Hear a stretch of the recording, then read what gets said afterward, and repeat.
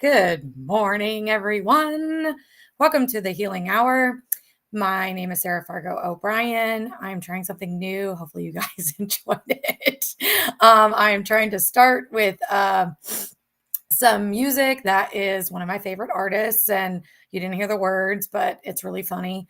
Maybe I'll put it in the chat later and you guys can check it out. It is Thursday at 11 a.m. Eastern, and we are at another episode of the Healing Hour. I'm excited for Mental Health Awareness Month. That is the month of May. We are in May for everyone who maybe doesn't realize. We're almost halfway through the year. And this month I am excited. Every now and again, guys, I get organized and get things going and things moving the way that I want. So I have guests lined up for this whole month. And today I have Debra Cady, LCSW, one of my fellow social workers, on with us, and huge voice in trauma-informed leadership as well. She's a great example of somebody who's pivoted from any social work stuff moving into trauma-informed leadership kinds of things. And today we're going to be talking about trauma-informed motivational interviewing. I use motivational interviewing a lot in my clinical practice. I am really curious to hear Debra talk about how she uses this, and outside of clinical practice, how useful and beneficial and effective this is. And so we are going to learn a lot today. If you are here, let me know you're here. You guys know I'm one woman show, trying to do it all. My buddy Andrew is here. Good morning. I always get going and forget to say that the Healing Hour podcast is sponsored by Andrew Stout and the Let's Be Diverse podcast. Be sure to check out his podcast. Andrew's formerly in HR, now kind of doing his own thing. And we really align in our love for people and really listening and hearing and elevating people. Thank you, Andrew, for being here to support me. Everybody check out the Let's Be Diverse podcast. Okay, let me do a quick check-in, and I'll do my 3 deep breaths, and then I will bring on Debra, and we will get started with the content. Where I am at today, I'm running around this morning, had an appointment, literally got to my desk at 10:52, y'all. So thank you, Debra, for being patient with, with how I fly by the seat of my pants on these things. She has helped me get reorganized for today's show, so we have some awesome stuff for you. I will do my 3 deep breaths so I can stop yapping all quickly at you all.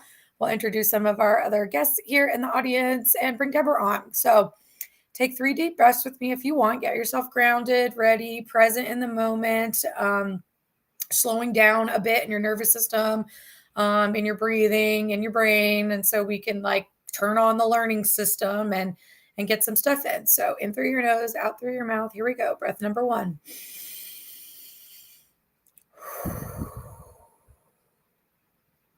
Again.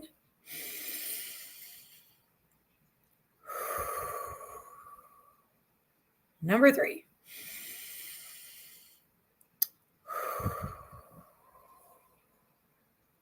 Okay, that always helps center me. Leanna's in the house. Good morning, Leanna. Welcome. Happy to see you. Thank you for being here. Now let me pull. Let's see if this is going to work the way I want it to. Now let me stop this screen share. Stop sharing. Everything is moving so slow this morning, guys. I don't know why. There we go. Debra, she is so bright and happy. I am so glad she is wearing flowers and fun. And April showers bring May flowers. Look at you flowering up my screen today. Happy to have you here, Debra. Thank you for being on with me. How are you doing this morning? I am great. After those 3 deep breaths, I'm I keep forgetting. I don't know even who invented breathing, but it's incredibly helpful. Okay, I don't know who invented breathing, but you maybe know this. I learned from, I think she was a clinician at one point, but definitely a trainer now, Catherine Pittman, big in anxiety world, which is a lot of what I do.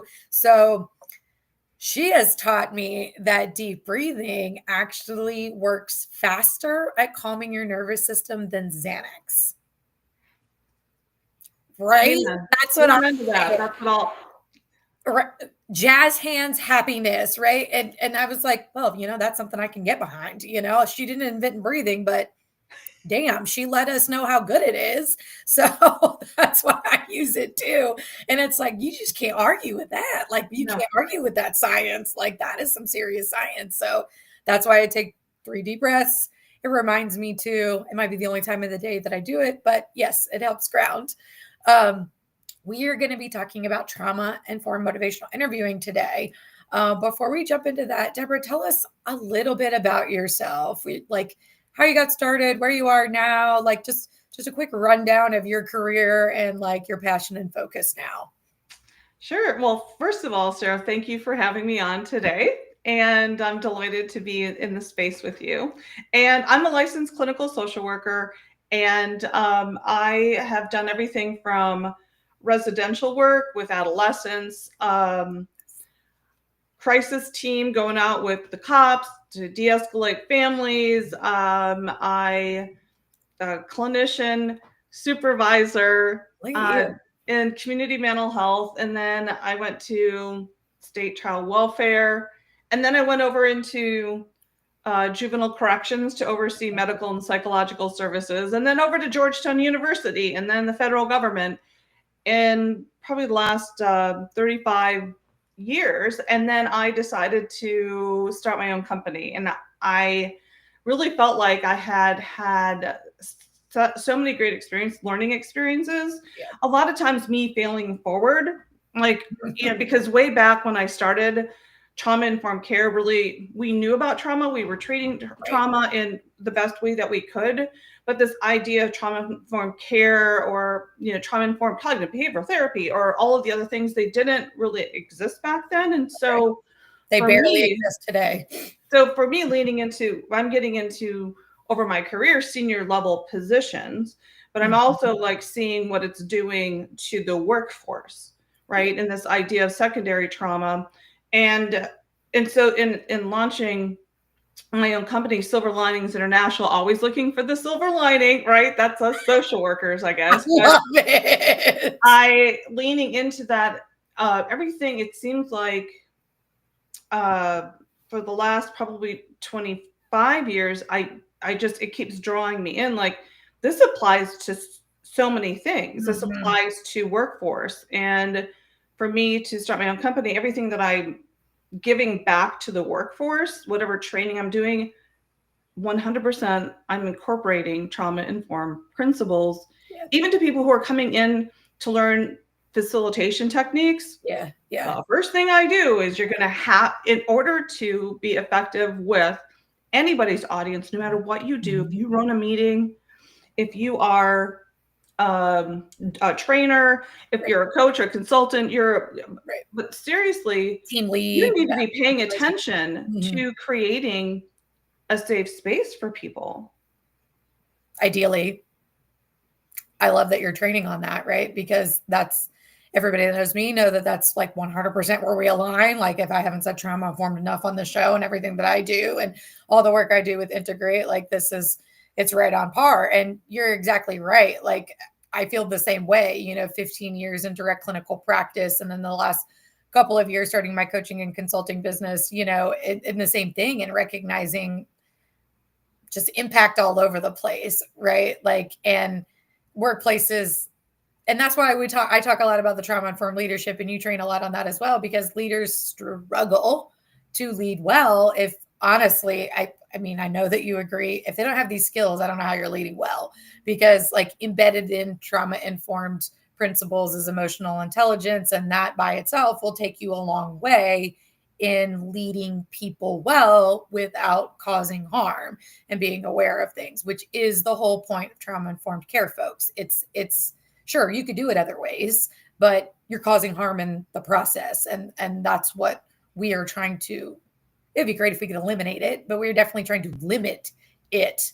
Yes. And create more pathways to safety. So fantastic. I didn't know you had such a background in community and mental health. That's where I started. I think a lot of us probably get our roots there, you know. I And mean, it's where the higher, right? I did mental health skill building. I did case management, right? I worked with adults. I was an outpatient clinician. I worked on a dually diagnosed team. I did crisis intervention work as well, right? Going out with the cops, meeting them, doing the assessment, right? The whole bit. God, that's hard work, man. I have to say that was actually my favorite job. Just Is it so you really? know. Some Yeah, people are meant for crisis and some people are not. Like it causes me so much anxiety, but it was just part of my job and I had to do I'm it. like the I guess the fire people run into the fire. Yes. I'm that social worker who, oh, okay, I see a crisis. Let me help. Let me figure out. Let me help you That's all figure awesome. it out what's happening. And so We it just need gives that. me great joy to be able to, help folks. Well, anyway, that was like probably my favorite job a long time ago. Right, A long time ago. right, right.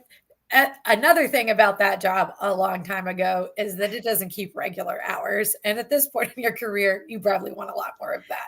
Yeah, Yes. you were picking up what I was throwing down Yes. because yes, we were working really interesting hours and Yes. carried a pager back then, just so you know. Oh, that's fun. Yeah, no, I got a phone that anytime I ever hear the ring, the normal ring for whatever that is, I like have heart palpitations. And it like reminds me of like getting those crisis calls in the middle of the night and like, oh shit, I have to do something now. Great. Wake up, Sarah. Let's go. And now you got to drive 30 minutes to the hospital to do this assessment. Like, get your brain on. Now, every time I hear that ring, it's like, oh God, what's happening?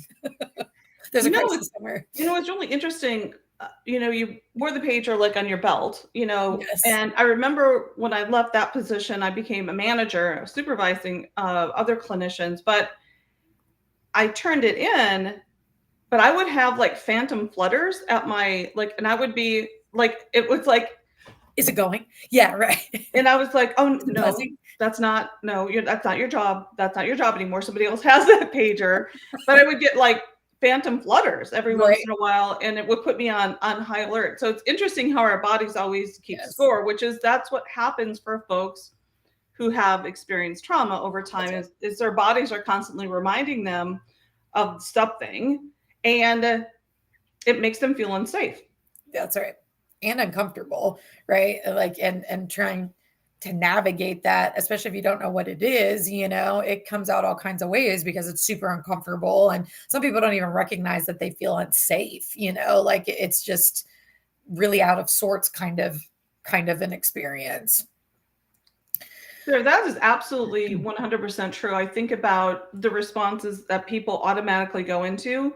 I know you know this because we've chatted about this, but the automatic system, Yes. when our brain thinks that we're in danger, we automatically go into safety mode. How do I keep myself psychologically and physically safe? And Hmm. people can all of a sudden go into these fight, flight, freeze, or fawn Hmm. responses, and they no longer are aware that they're actually in a defense response Yeah. because it's so automatic and you Right. can't control it. And it's not in the prefrontal cortex part. Like there's not conscious thought, people. It's like this happens way back in the primitive part of our brain, right? Because if we wait for it to catch up to our prefrontal cortex, it doesn't save us, right? It's too long of a processing time with the way that messages go up to our brain. Now, we're not like full on neuroscientists, but it seems like we know a little bit how that brain works there. And yeah, it just like yeah, I mean, think of like a reflex, like a knee-jerk reaction. You don't have to think about it, right? Like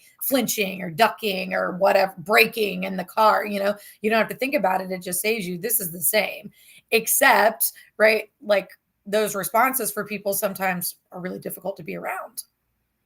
Really difficult. And Yes. if it's you, like later on you look back and go, I'm not really quite sure. I'm embarrassed. I'm Yes. ashamed, or I just not even quite sure what happened. And Yeah. when you started off with breathing, that's one of the things that actually, if you can remember That's right. during those moments, if you can be aware that, oh, I'm Something's angry happening. right now, Yeah. or Something's happening. I want to get the heck out of here right now.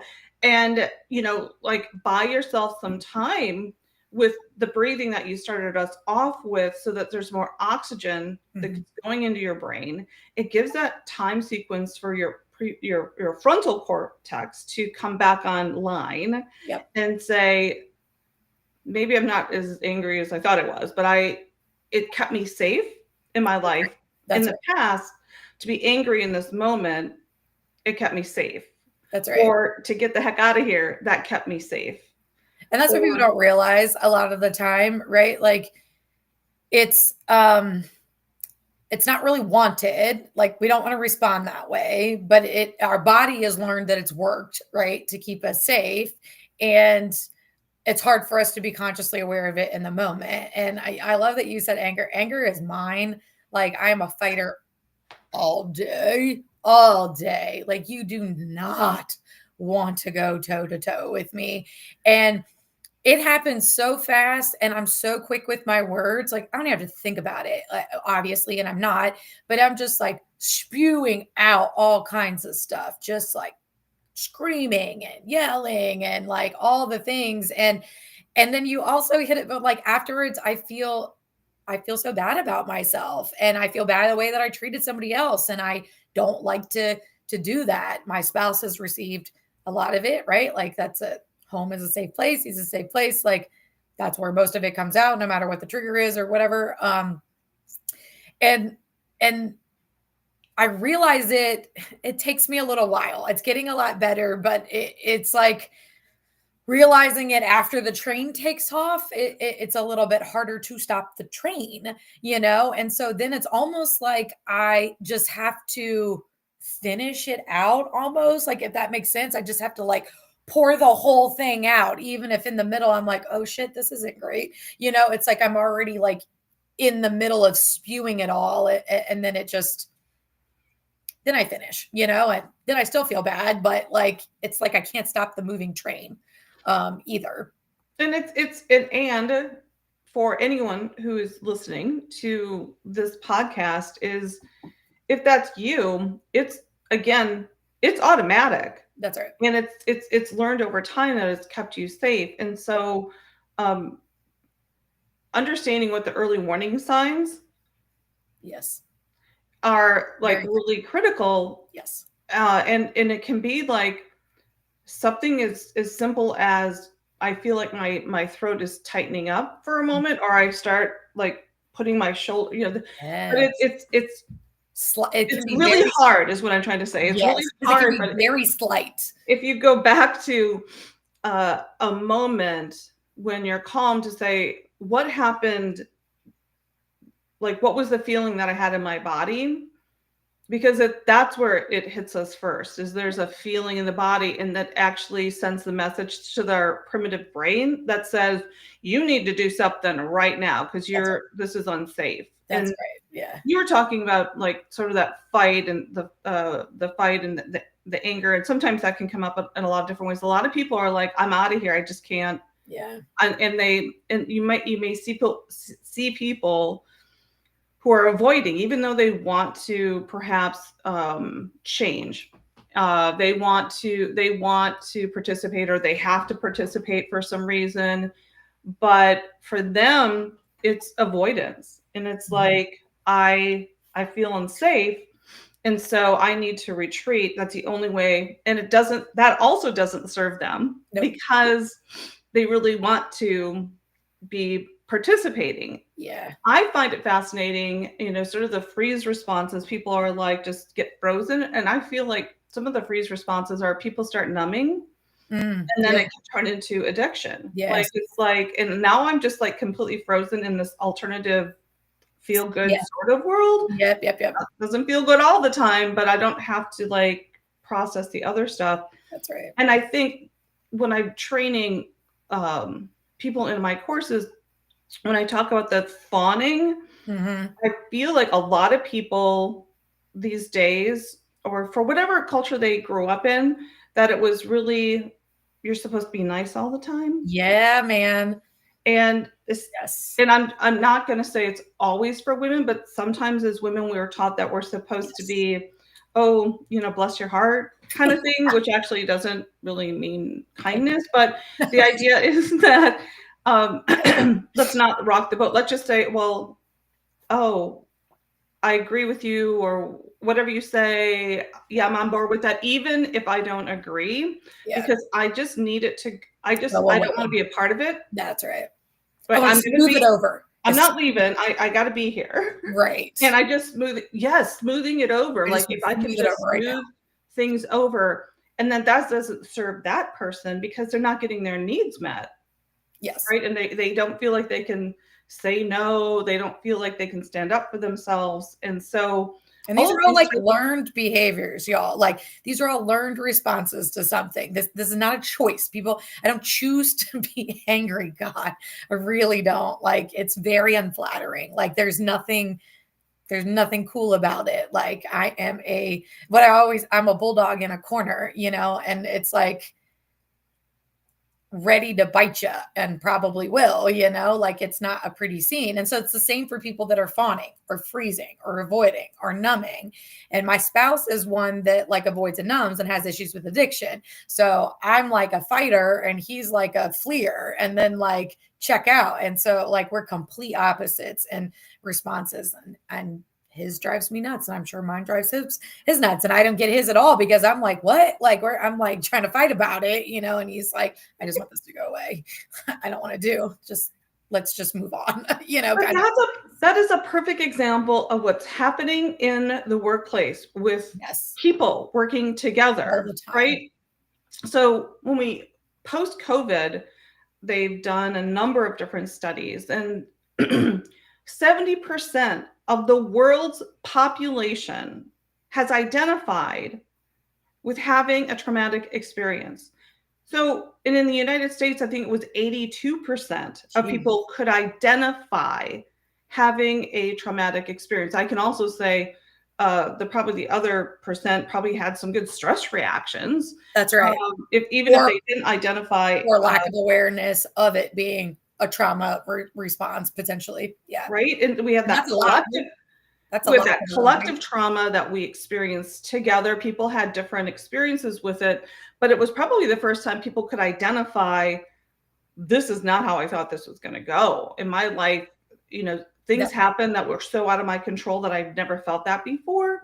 that's And there right. was this affinity to, so all of a sudden people were going into those different types of reactions that we That's were talking right. about: fight, flight, freeze, or fawn. And we learned about the uptick in people drinking or using, Mhm. right? We learned about lots of different things happening, and people are going into like these coping mechanisms to keep themselves safe. And when I think about the whole workforce, or when you go to work, you don't bring your work self, like I'm going to cut this part off and that's going to work and that part's staying home. Right. um Everyone, you're bringing your whole self. Whole self. And this is also what workplaces and leadership need to understand. You can't ask people to just leave that elsewhere. I always say it like this, Deborah, like people are not robots. You cannot expect robotic motion, productivity, whatever, day after day after day after day in the same way from a human being. It doesn't work like that. We're dynamic, we're complicated, we're emotional, we're sensitive. Everybody has different responses. And I think for me, that's like the most frustrating thing is the expectation that like that doesn't exist in you at work, right? And then when it comes out at work, it's like, oh, what's wrong with you? It's like, all right, like this doesn't make sense. It's absolutely blood boiling for me. Like it drives me bananas because it's so clear. It's so obvious, right? To you and I and to most people, it's like you can't just ask people to siphon that off and like, well, don't be emotional. Well, don't get triggered in your trauma at work. I don't control that. Are you kidding me? I don't control that. Like that's insane, but that expectation is like unbelievable. Okay, so let's dive into a little bit here. This will give us what is motivational interviewing. We talked a little bit about like trauma informed and the trauma responses, right? And so we'll get back to a little bit about how we apply that to motivational interviewing. What is motivational interviewing? Sure. So back in good old 1983, Dr. Miller was working in the addiction field and working on behavioral change. And he came up with this idea of approaching people who are wanting to change in a different way. And then he worked, I think, later with Dr. Rolnick as well to expand on motivational interviewing. And so technically, it's like it's a way to have a conversation That's right. that is designed to elicit an individual's own motivation, get their own commitment by helping them explore their own reasons for change and actually drawing out of them their own solutions. That's right. And I guess it's just a way of talking to people to help them find their own motivation to make positive changes rather than me telling them what to do. How about that? It's just like, yes. So really figuring out, we know that people are more apt to change if they're part of the change process, if they're guiding the change process, if they own the change process. And here's the thing. I really believe that people know their own solutions. Like, I think that if they like intuitive, like it's in there somewhere and they've already thought about, oh, I want to make this change. And they already have some ideas about how they could do that. It just bringing that out of them. Yeah. Because there are so they started working in the addiction field. There are multiple pathways That's right. to recovery, not just one. And so yes, sometimes there has been in the past, here's the way that you recover. Here's the one pathway, and I'm going to deliver it to you. That's right. And tell you this is what you do. This is how you and here are the steps you will take, the 12 steps, right? Use that as an example. That's right. We can. Here are the steps, right? Yeah. And it doesn't work for everybody. Let us help you and support you in making those. So it's like taking an external solution, and sometimes that didn't really align with people. And so sometimes it does, and then that's like fantastic, right? But sometimes it doesn't. And then it's like, well, now what am I left with? What are my options? And did I fail there? And now anytime we have a failure, we're like, do I want to try again? Because now maybe I have some messages in my head that I can't be successful at this. And so I think motivational interviewing is about not being judgmental and really just holding space. Yeah, that's great. For people to explore their own motivation and to just be alongside that person to help them figure out their own pathway, and then supporting their pathway, and like putting in stop gaps for when things don't go as they anticipated, without shame, without that's the biggest any kind of judgment, because let's fail forward. And and that also normalizes it too, right? So you're hitting a lot on like curious, non-judgmental, which is like huge in trauma informed and motivational. We probably stole it from motivational interviewing. Honestly, trauma informed probably stole it from motivational interviewing. I trained in motivational interviewing way back, probably like 2015. I went and did a 2-day training, and that's exactly right. I mean, it's the most collaborative you can probably get in terms of care for somebody, and yes, like helping them reach a significant change, like if we're talking about an addiction, and really staying open and curious and non-judgmental, also about their own process, about motivation or getting to a solution that works for them. Like, key here, folks, works for them. This is not about you as the person talking to them, as the person helping them, whatever, as the therapist for them, right? Like, this is about them and where they want to be. And you, number one, holding space. Number two, giving them space to like speak it out loud, and then helping them avoid the shame spiral when things don't go well, right? Like, and testing things out. I mean, just think about it, like, and we're talking about adults, folks. So let's be clear. Debra and I work with adults. So we're not talking about kids and like where you direct them and stuff. We're talking about like autonomous adults can make their own decisions. Now, do we always agree with other people's decisions? Would they be the decisions we make? No, not necessarily. But the point of motivational interviewing is that it's not about you. It's just really sort of facilitating like a space, a time, and interaction together where they can explore that themselves, come up with solutions, try out those solutions with the support of this person, right? Whether they fail forward or not, and it works, right? And if it doesn't work, like coming back to discuss it without getting in the shame spiral and trying again or trying the next thing or considering why that thing didn't work, and thinking it would, and then in actuality it didn't. And then again, being able to explore that without judgment.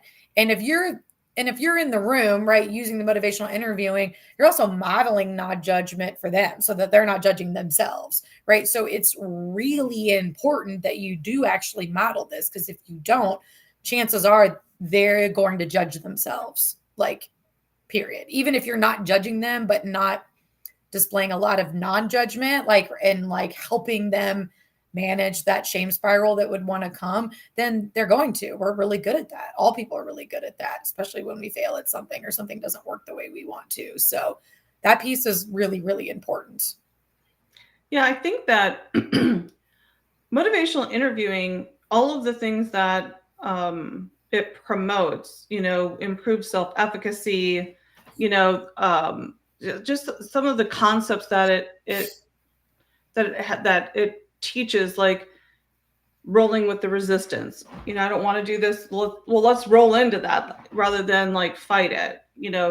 Right. How do we express empathy? These things are all about being trauma informed. And so, like you were saying, how motivational interviewing really is trauma informed, and people should steal as much from it as possible. And Right. and the other thing is that what I do with trauma informed motivational interviewing is adding in what I would consider two pieces that strengthen it. And maybe there's more to it, but just for this conversation, Yeah, I will suggest that trust, establishing trust and psychological safety in the very beginning needs a longer runway. Yep. Right. So motivational interviewing is me asking open-ended questions, giving affirmations, doing reflections, and summarizing. Those are some of the skills that you learn. But in the very beginning, because we have a workforce and we have a population that can identify as having traumatic experiences and has been engaging in some type of fight, flight, freeze, or fawn defenses, I think of it as like their guard is up, like there's a between me and you. Yeah, that's great. Because I need to keep myself safe, and I don't know you. So I'm a stranger and I'm here to help. Yeah, right. Yes. You know what that's like as a social worker. We don't give a fuck who you are. Trust me. Right? I don't care that you want to help. I am not in the mood, right? How many people that you're like, yeah, and we're like, I just want to help. And they're like, I don't even know you. Care. Yeah. I have like don't know those friends I don't even talk to this way, and I've known them for 5 years. And so what I'm bringing is like, what do we do to create brave space agreements with folks when they're coming into whatever door they're coming into? Because this can be used. I talked about how it started in like the addictions field, but it's child welfare, it's juvenile justice, it is like it's psychotherapy. I use psychotherapy. I definitely use it there. There's so many, like 100 different, or maybe even 1,000 different places. Yeah. Like even with your spouse. That's right. Or your partner, your kids. I mean, right. It is so applicable if you can learn these skills. But me bringing into this idea of like trauma informed is, so how do I front load and try to kickstart trust? Because I think that's an essential component before you pass go, before you collect $200. Like, how do you and I make agreements based on your preferences. Mm-hmm. Right. So I don't prefer to meet in an office. I prefer to meet in a park. Right. Like I feel safer here. Or can we have agreements about if I've ticked you off? Because I didn't come to work to tick you off today. Now, if I trigger you or activate you, let's talk about these agreements ahead of time Yeah. Okay. based on past experiences where what were the things that happened that didn't work out well with the last person who was supporting you? Yes. Well, okay, so let's have like having the conversation about let's make these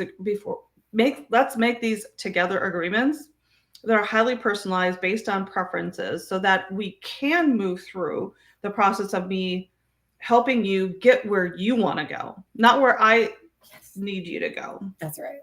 Yes. And I love that. I mean, I'm going to, just because we've said it so many times, I have like, you probably know this if you've done clinical work, right? I have like, and I'm in private practice now. So I'm just, back to back psychotherapy. That's what I do.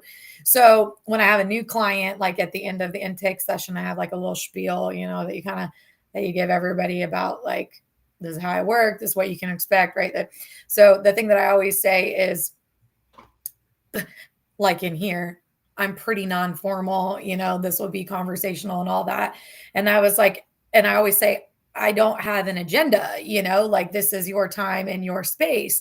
And so I view this as a collaborative process. Again, guys, I work with adults. So of course it's collaborative.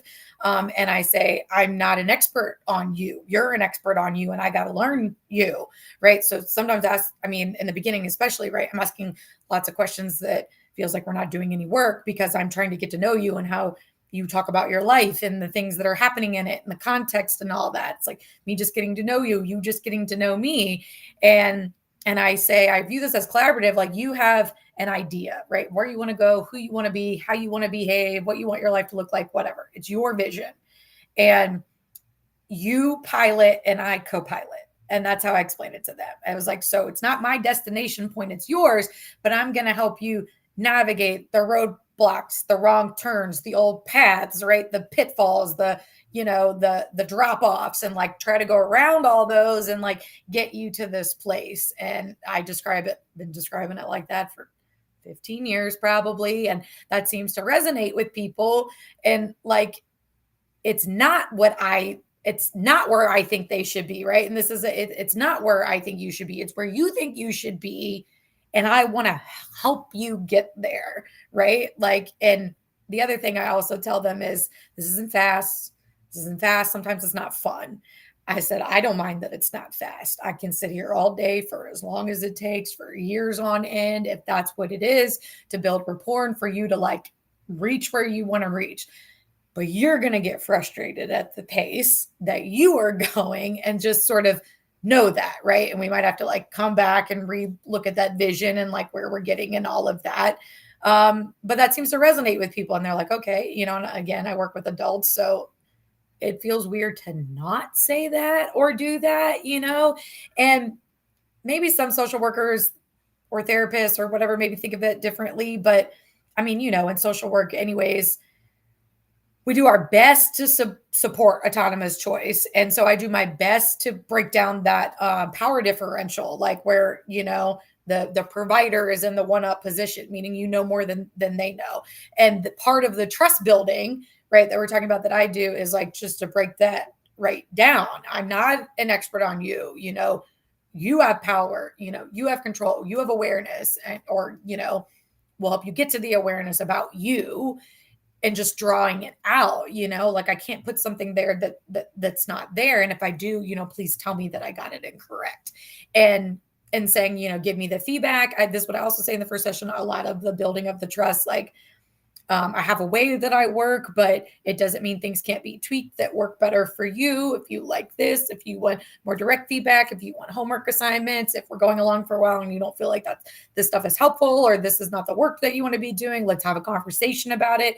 I'm open to that feedback so that they know right in the beginning, like you can say whatever you need to. It's fine. You can tell me, hey, that doesn't work. Hey, I didn't like that you said that. Hey, I really need to do more of this, this, and this, or I want to focus on this, right? And building trust is, yes, a huge piece of trauma-informed care.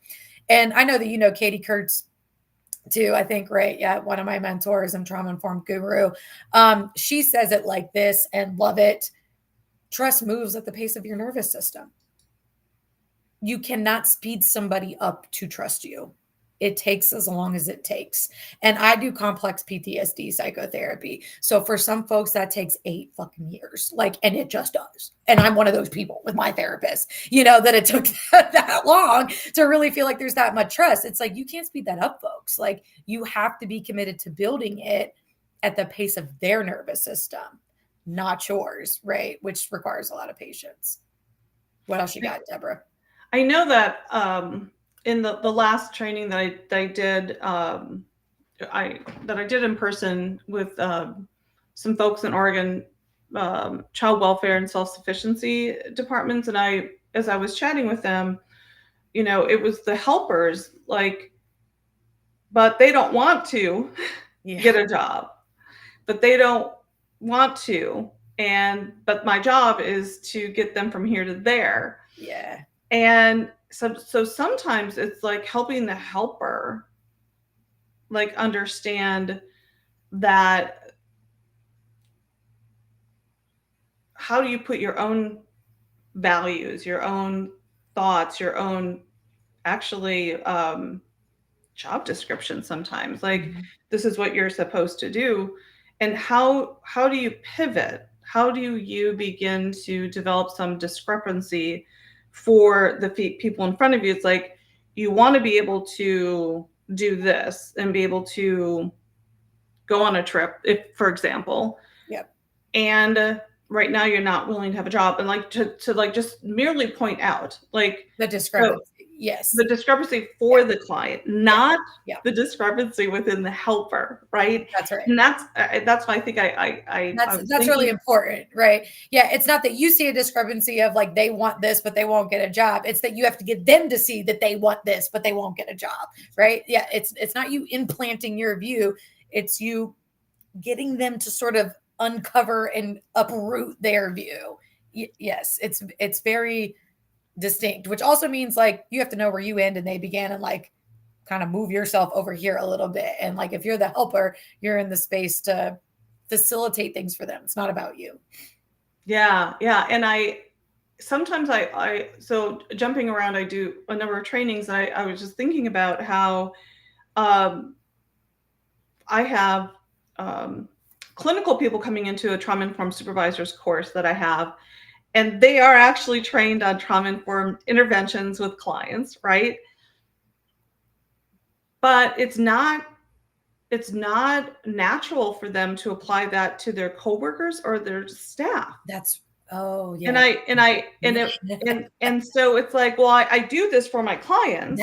It's like a very specific hat in that it's like I'm in the helper role. I can use these skills in this context. And I wouldn't say 100%, but I always smile and say, it's like you actually kind of know what would probably work for your staff or your colleagues, but you're not, like you were saying, you're not downloading that chip and then applying it to other places. The folks that work. Like, why don't they just get their job done? Like, wait a second, you have all of this capacity for your clients. The juveniles are sitting, in corrections, or you have all this capacity for these families, and you turn to your coworker who's having a bad day, maybe they got activated or triggered, and your capacity for that seems to diminish. And you know what I think it comes back to? I think it comes back to them getting activated. Mm-hmm. They're like ready for the client to activate them. Like, that's right. We're ready. We're trained for this, right? Right. Sarah, we're like, hey, I'm ready. I'm ready for you to come at me, right? Yeah. But I wasn't really ready for my coworkers or my staff to come at me with that way. So I wasn't prepared. I got activated. Now I'm pissed off. That's right. Or I just don't even want to work with you anymore. And now I'm labeling you as a difficult employee. And it really comes back to like us individually needing to figure out how, like, when am I activated? When am I triggered? When am I in my own defense response? How do I notice it? How do I stop so I can like take some deep breaths and get this like some part of my brain to start working so that I can actually be more neutral and not judgmental with the folks around me. And because it's so prevalent, it's happening all the time. All the time. And I think the thing that we're touching on a lot too is like people don't have a awareness, right? Like in this capacity. And that's difficult. You have to, you guys hear me preach about it a lot. You have to do your self work to get this awareness. Like even a helper or a clinician, you have awareness when you're wearing your clinician or helper hat, but do you have awareness outside of that context, right? Like that requires more self work. Like, do you go home and kick the dog? Right, exactly, right? Hopefully Or are not. you All aware you of dog lovers. don't kick the dog. Don't kick the dog. But right, it's like, are you aware of the impacts on you and like where you're taking it? And yes, it's very easy to like blame this person, not take self responsibility. That's another whole trauma informed skill. I want to ask this thing. There's maybe two things on here that I really want us to talk about.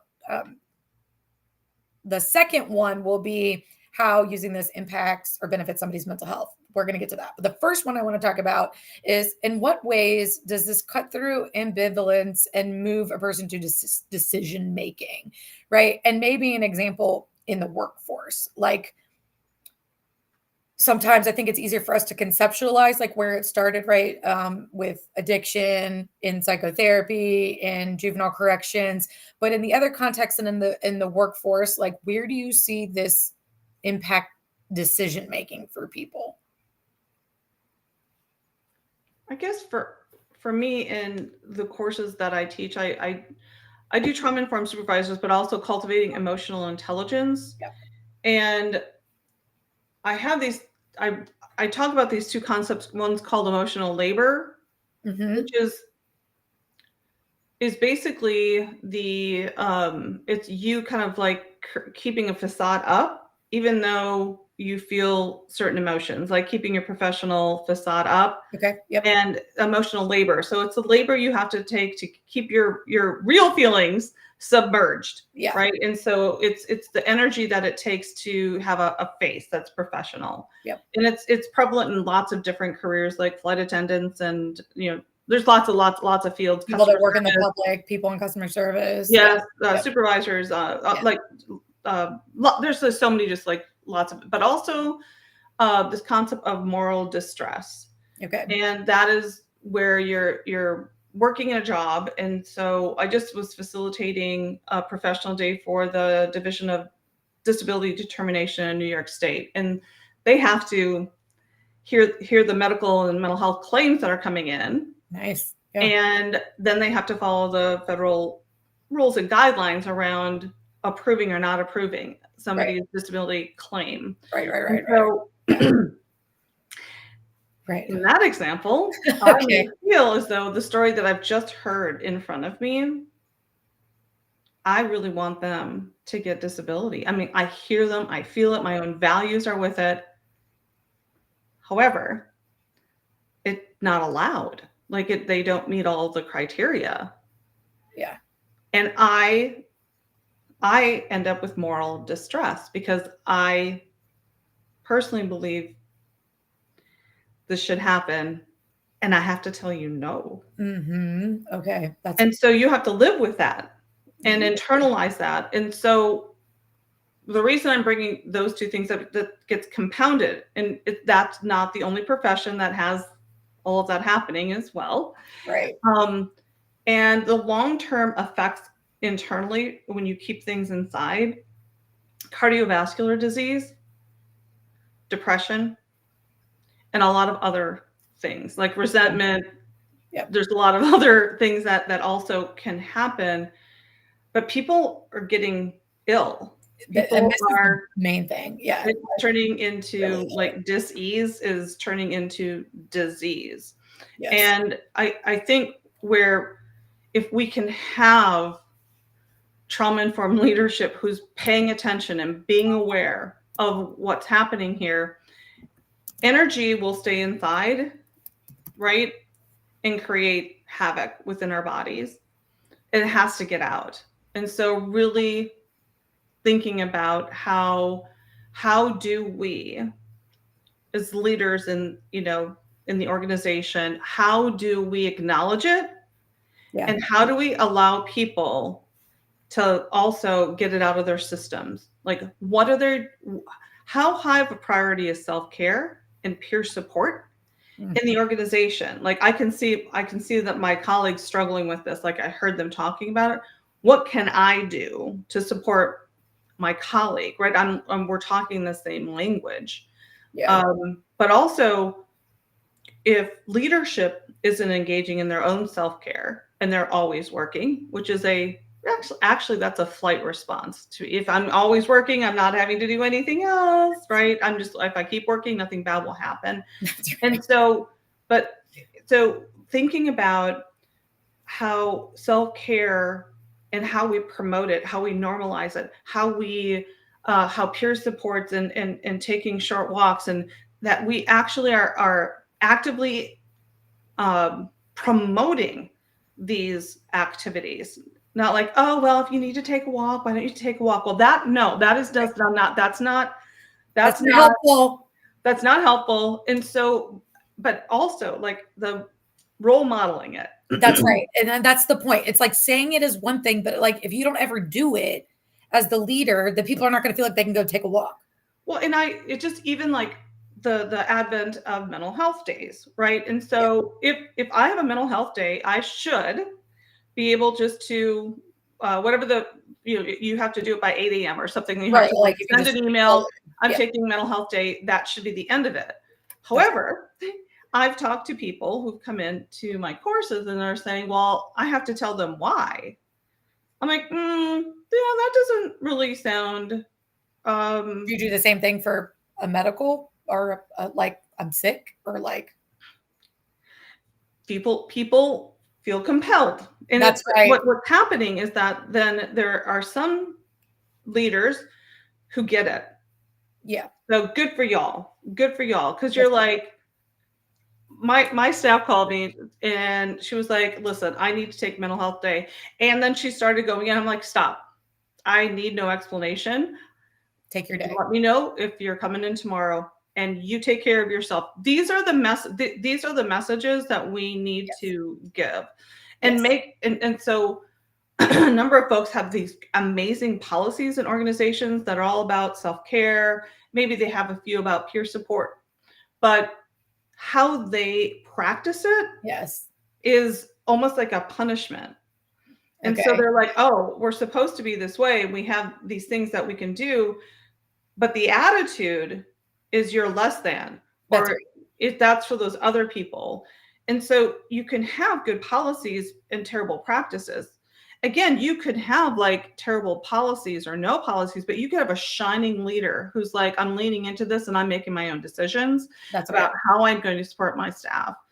And the more we do that, the more you retain talent, the more that you make connections with people. I feel like our society has gotten a bit disconnected from each other, because the more connected we are and the more connected we can be with each other, then I'm going to notice as a colleague that something's off, and I could, at least say something, like be empathetic to it, because but even this awareness, we're talking like, let's just be aware. First of all, the 4 R's of trauma and being trauma informed is that, first of all, we have to understand the prevalence, and it's widespread. And if you don't think it's widespread, then go read some statistics. Go ahead and start reading about that. Then please catch up to 2025, folks. Like catch up quick.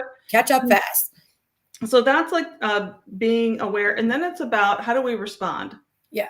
Right. And people need tools for responding. And this is, that like learning how to connect well. How do we respond to this thing? And then putting policies in place. That's right. And policies and practice, and then resisting re-traumatization. Like, so let's not do things that actually make it worse. That's right. And so, I think it's actually not that hard, but it does represent a culture shift for many organizations. And if the leader at the top 100% buys in, and that's the message that's sent down, and the folks who are in the main, like the direct folks who are working boots on the ground, if they're like going to benefit, but as long as we support those middle managers from the top and from this way, you will have a really tight organization of people who care, who stay, Yeah.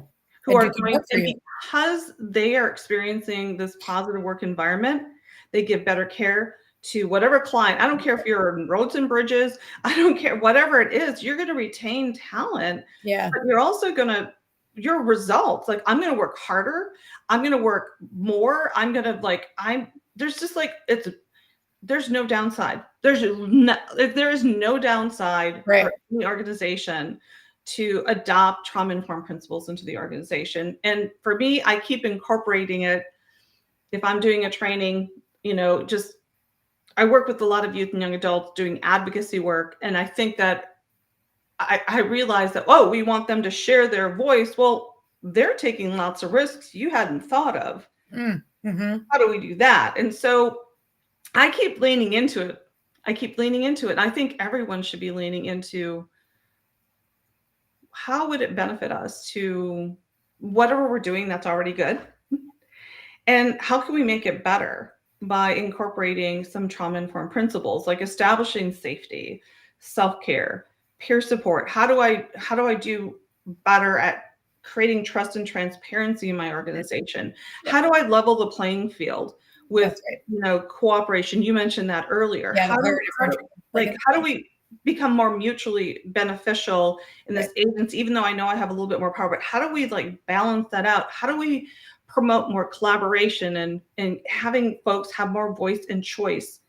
Like whether you're a client, voice and choice is all about, this is my goal, not your goal. Let me help me. And once I get there, I will find something else. Same with the Mhm. workforce.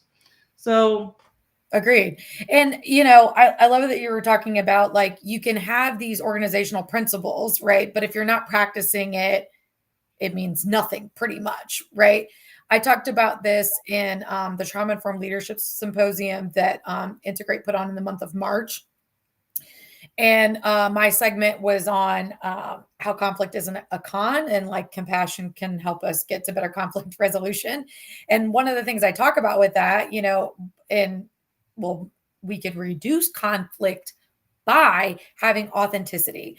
And so, and that was like one of the main points in my talk there is that, so you need individual authenticity, right? Especially if you're a leader. And this is like, individual authenticity often looks like self-disclosure about that self-care, about taking a walk at lunch, about when you made a mistake, particularly about when maybe you didn't show up well for your staff or whatever, right? And owning it. So that's where like Deborah's talking about, like if you're just an individual who is in charge of people, then you can start practicing these things, even if it's not an organizational thing, by adopting the principles, and there is going to be a benefit for your team. But the other thing I talk about in that is organizational authenticity, which is where your mission statement has to match your actions, right? Like it's not a culture if you just have it in the mission statement and you're not practicing these things, right? Like there's a disconnect there. And if you have it in your mission statement, but it's not actually in practice, what you're doing is actually creating distrust because the things don't match. So you'd be better to just take the shit out of your mission statement if you're not going to act like it, because it's actually honestly probably creating less distrust that they match, even if it's shitty principles. If you're acting out shitty principles and those are the ones you have for your business, at least people will know what they're getting. But if you say this and you do something else, it's creating this distrust. And we just talked about how you need a foundation of trust for safety to then even move into somebody being willing to talk about anything, right? Like, and then so you can't even get to the motivational interviewing almost, right? Until you get to this trust foundation. And that requires, like you're saying, voice and choice, transparency, right? Accountability. Okay, this is all fantastic. We're running low on time. I know we're a little bit over, but that's fine. I do want to ask this because I'm curious what you think. So, and how can this trauma informed motivational interviewing impact and or benefit somebody's mental health? Oh, well, I guess if somebody's in a position, so when we think about trauma-informed motivational interviewing is when you're using that, folks usually are wanting to make a change in their lives, right? I mean, there's just like something I want that I want to get. And so when you're sitting in a spot where you want to achieve something and you haven't been able to achieve it yet, Yeah.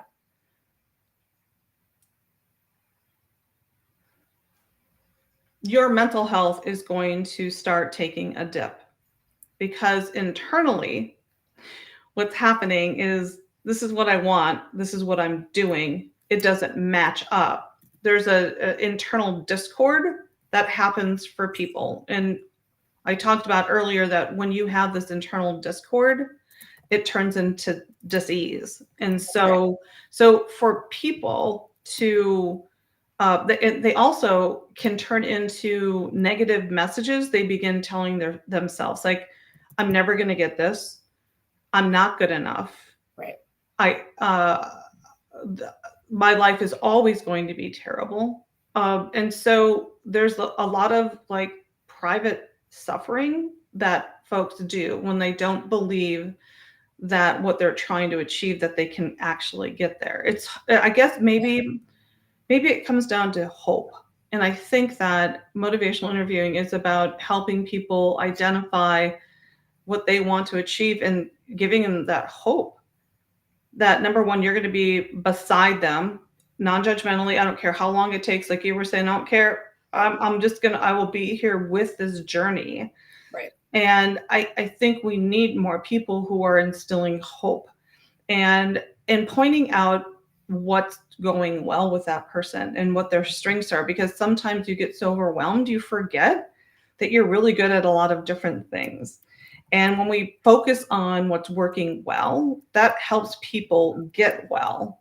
Oh, yeah, I'm actually really good at that. Well, how can we? So, building tiny little successes for people will lift them up out of what they're got involved in in their minds. And I feel like it just really gives hope. And in terms of what your question is about, how does it help people's mental wellness? I think it has everything to do with mental wellness. And number one, I'm paying attention to you, and I actually care.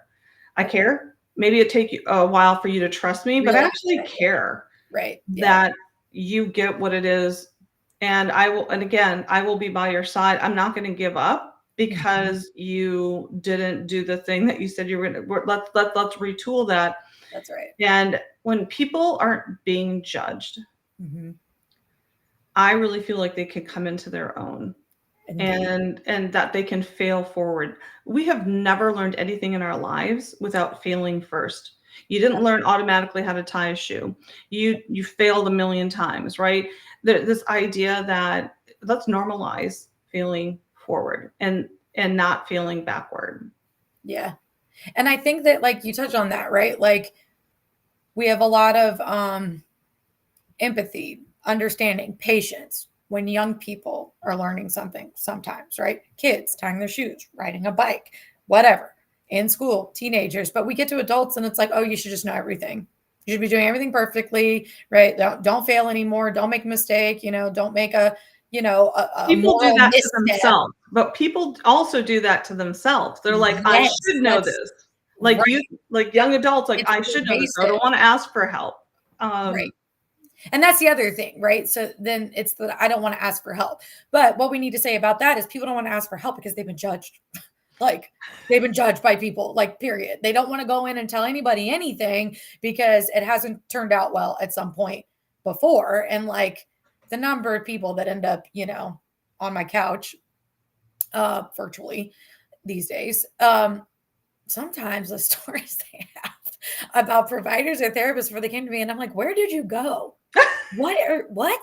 Why would somebody say that? Like, sometimes it's just baffling to me. And it's like, I don't know if those people are like lacking their own self-awareness, or whatever, what they're bringing in. But this is a real experience for people. They are judged in a helper's office, like therapist, doctor, supervisor, whomever, right? And so the more that happens, the more closed off they're going to be, and the more shame. Absolutely, like, right. So we don't need no one needs to be adding to anybody's shame. But it's just not. It's not helpful. And if it's not going to evoke change either. What's that? It's not going to evoke change for people. It will never. If you're No, hoping, if you're really trying to help someone else, the biggest thing you can do is have that space to be with them on their journey. And if it's occasionally offering suggestions because maybe they're not sure when they're asking, that's right. right? They're asking They're what are asking. some ideas, That's right. or you're helping, maybe laying some foundation for the next thing, um, but on their terms. It's so empowering watching a person like get in touch with their strength in a way, and that they own their success. They don't owe it to Right. you. That's They right. own it. It strengthens them. It builds it, and it also builds it for the next generation. Yep. Like, in all the people around them to see what they have been able to accomplish, because anything's possible. Our Mhm. bodies and our minds can generate new neural pathways. That's right. People can change. We did back in the 70s, they did research, and they said, no, we don't think adults past age 26 can That's right. change. Like, we can't teach old dog new tricks. We know That's that been was dispelled for that's right. many years now. Right. And I think, but it lingered. It's somewhere in like the generational That's right. capacity. Somebody thought that. Well, it's just not true. It just takes a little bit longer for adults to trudge through a new path to make it Yes. wide, and then that be the preferential pathway that folks take. And the more of us who can come alongside of, equally, not above, not right, like you were saying, like, I'm the co-pilot, just let me, how can I help you on your journey? Yeah. Empowering people is the way they get well. Yeah, and I think like another exactly. And the other thing with you know, it not being about you and you not judging and giving them the space is like people don't change at the pace that you want them to. Like They I just said that people don't change at the pace they want to. Like I've been doing this for over 15 years and like they will get frustrated way before I'm like, hey, are they ever going to make a change? Which I never say out loud, but if you're a therapist, sometimes you're like, all right. But, if you're a therapist, you also know people just tether around the same thing for a long time before it like clicks with them or they can make a change. And you maybe are like, they're a broken record, but it's like part of their process potentially for it to be like that. And so, let them be with their own ambivalence until yeah, they're sick of it. And that's then, right. It has to be uncomfortable for them enough yeah, to make the and when it's change, right? uncomfortable for them, Right. then I'm here. Let's go. That's right. And so, and the thing that people need to recognize is like, it shouldn't really be uncomfortable for you. This is not about you. It's not about you making them change in a certain way or in a certain time frame, which is like one of the things I hated about public mental health was the metrics on that and like documenting change like every 90 days. It's like people don't fucking change every 90 days, y'all. Like we're talking also about severe mental illness. Like give me a break. This person has been in services for years. They are not changing for the positive every 90 days. Like it's ridiculous that you want me to document this, otherwise they're not going to be, that's just insane, And then it's dumb. Like it just does not work like that. And 9 years in public mental health was like, this is ridiculous. Kind of like the expectation here that we're documenting people change with this frequency year after year at the year. It's the same as expecting people to come to work and be robots and like not have any step backs, or like failures or like bad days or what or something, God forbid, something else happened in their life that like really derail them from like whatever new path they're kind of create. And like that's just absolutely going to happen, And so, and like I said, I work in CPTSD. So I see people for a long time. A lot of the time, it takes a long time to develop trust in individuals that have CPTSD.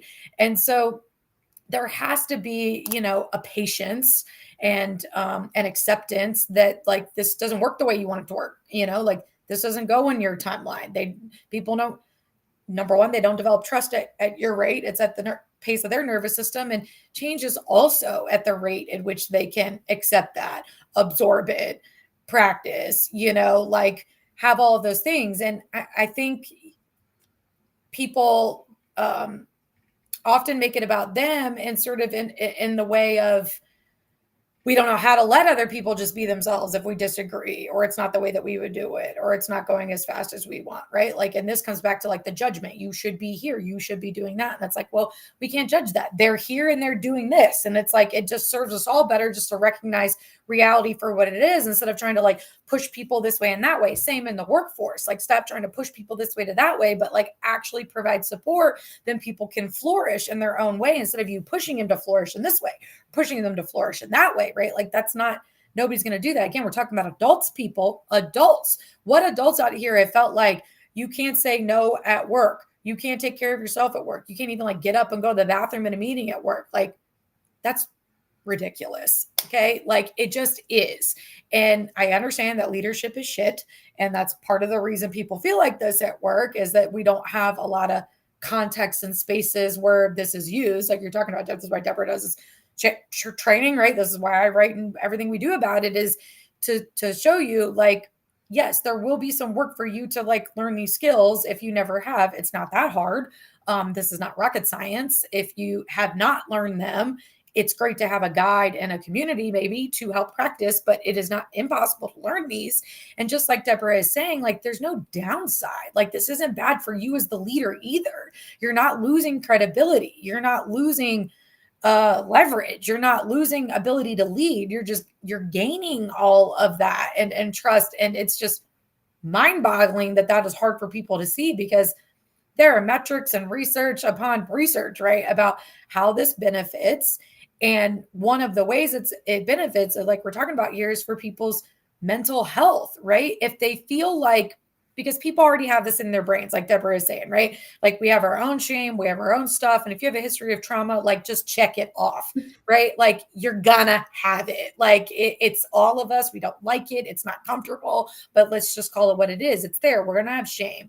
We're gonna be beating ourselves up a lot, you know? And so if you then go into a workplace where that's also happening, and there isn't like care and support for you to make mistakes, to be wrong, to have a bad day, to whatever, then it just reinforces that already negative message. And then, you know, then there's a whole bunch of negative impact. So not just on mental health, right? We're talking on physical health. Debra talks about heart disease, which is more common in men who have repressed emotions, and GI problems and insomnia and sleep problems are more common in women who suppress emotions. These are things that we know. And so if you're like, you know, female co-workers calling out all the time because they have stomach ailments, well, you know, it's likely not a stomach ailment. It's related to these other things, right?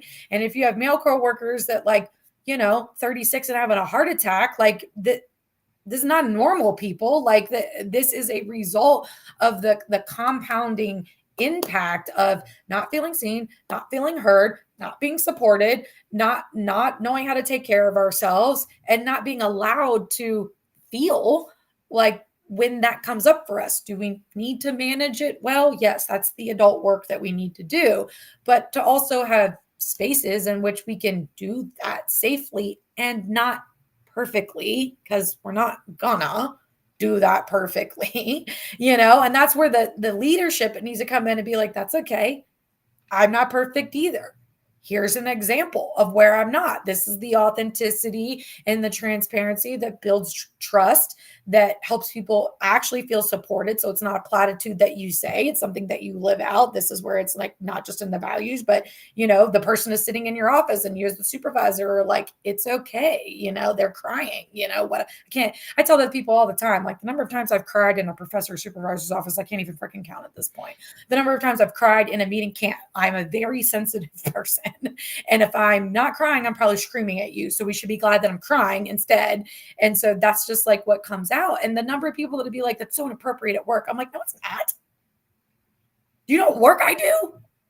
Like, it's not, you know, like, I'm a person. Like, maybe my dog died. Maybe something else happened. Maybe I got yelled at, you know, like, there are a number of reasons that you can't, like, that we were saying before, you just can't ask somebody to not be like that when they go to work. And so the impacts on interpersonal relationships, huge. Motivational interviewing is big on that. It bridges people. It moves through their resistance, like Debra is saying. So you don't have to be stuck in somebody else's resistance either, because it's not about you. You're just there in the space with them. And so that helps a lot interpersonally. And then the trauma-informed care, of course, helps interpersonally, but it more helps, I think, this idea, right, of good mental wellness and good mental health.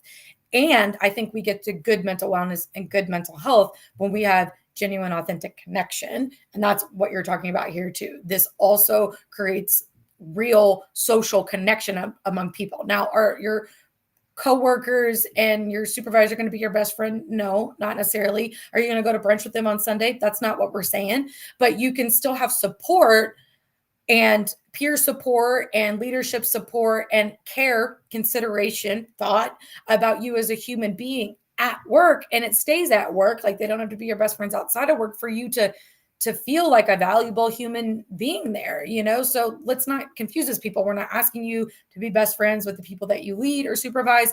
We're not asking you to be best friends with your coworkers. We are saying, to be curious, non-judgmental, and aware of yourself and other people. And that goes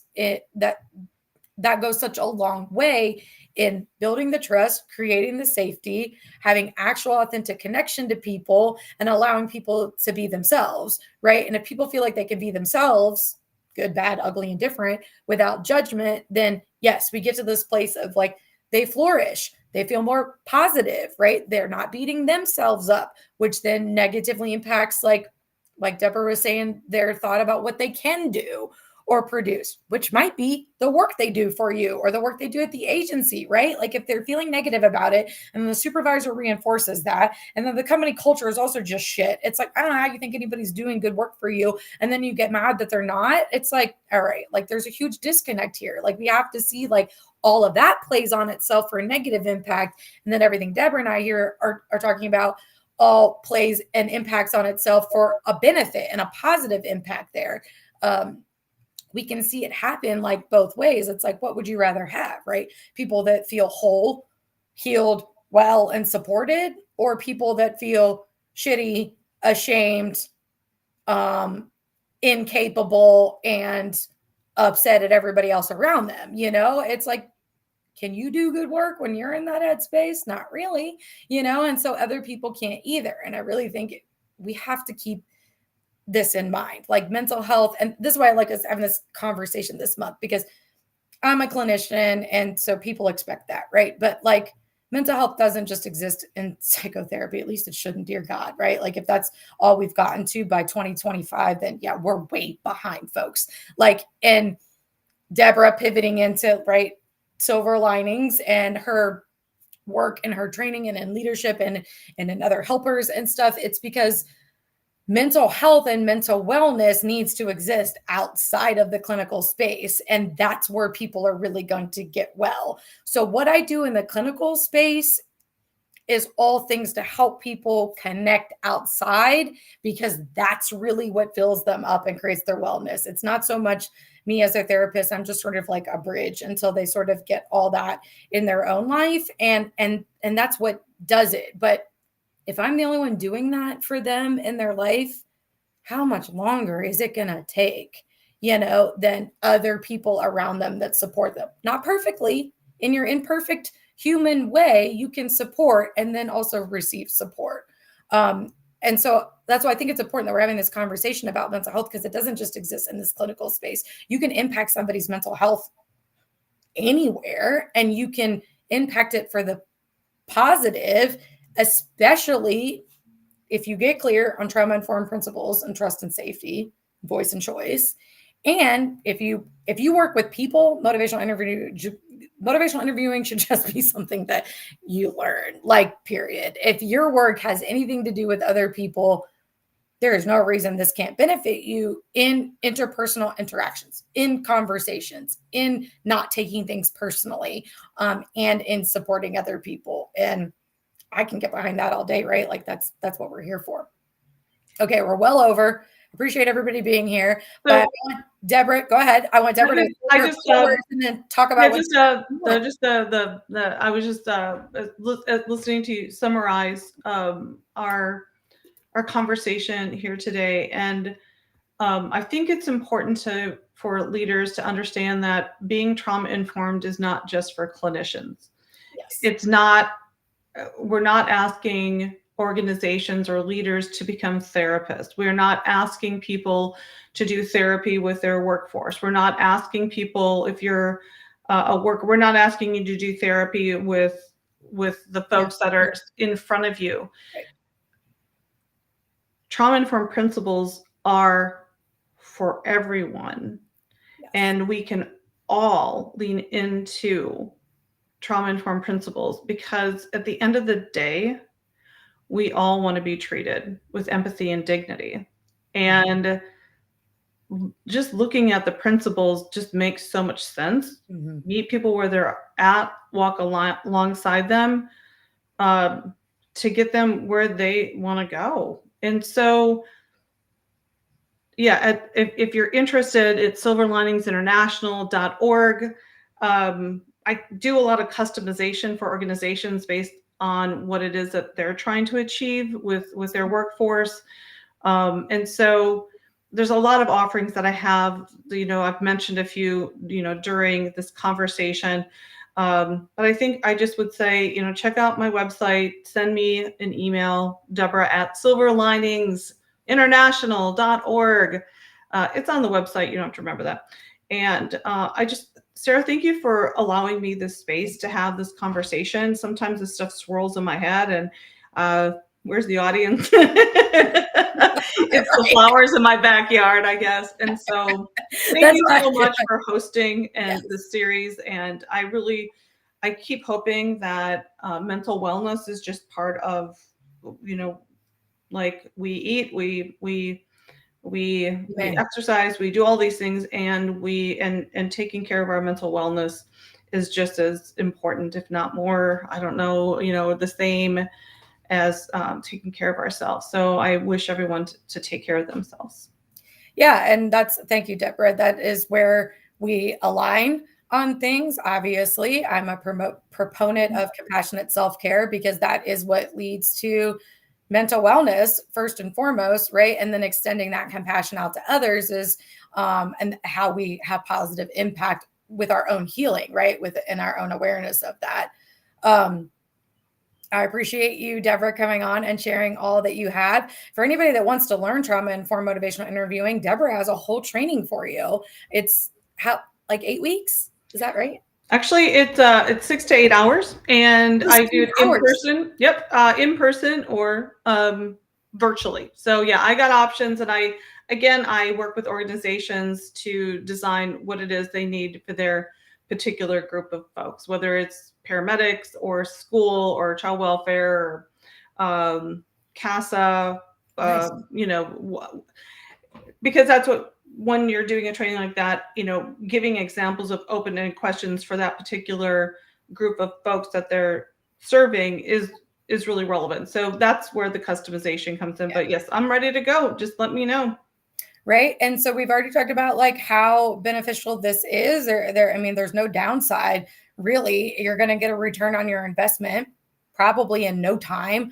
I bet Debra has like metrics on that for sure, and seeing like how that has transformed teams and workplaces. And of course, you guys can find Debra tagged in this event post. So if you need to get to her website, you can go to her LinkedIn and click on it from there. You can send her a message there. I appreciate Debra coming on and sharing all of her thoughts with me. She has so much more experience than me, and I strive to be where you are one day, training and all of that. I love it. So Debra, Cady, and all my mentors that do that cool stuff, I'm hoping to step into it. As we've talked about Cady today, I'll let you guys know she's going to be on next week. And we're going to be talking about trauma-informed cares in like college level curriculum, and where it is not and where it needs to be, and how that impacts the next generation of helpers being equipped with this when they come out of school. So it's going to be an interesting conversation on how and where trauma-informed care is and is not incorporated in university teaching, and benefits for mental health with that, of course, with the new age and the new wave of helpers coming through. We appreciate everybody who was watching today. Thank you so much for joining the Healing Hour. I'm Sarah Fargo O'Brien. You can find all of my information, anything you need about what I have going on at www.sarahobrien.lcsw.com. And I will see you next Thursday, May 15th at 11 a.m. with Katie Kurtz. We'll see you guys soon. Thank you so much for being with us. Bye. Thank you.